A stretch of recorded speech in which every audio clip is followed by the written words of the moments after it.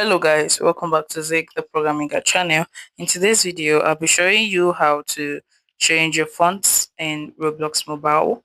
So we all know there's no option for you to actually change your font size on Roblox. So we have to close up the app first and open up your font settings. And right here in your font settings, you can just search for fonts. So once you search for fonts, you're going to see font sizes and styles.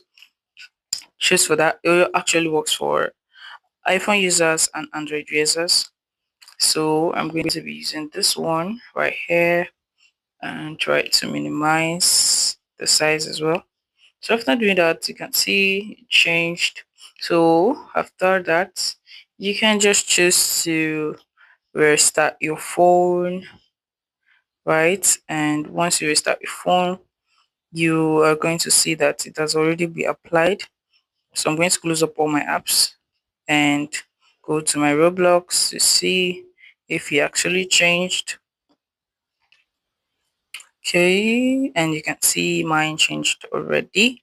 So this is actually how to change your font size move on Roblox Mobile. If you find this guide helpful, give this a thumbs up and equally subscribe to get more tips like this. Thanks for watching guys. That's my next video. Bye.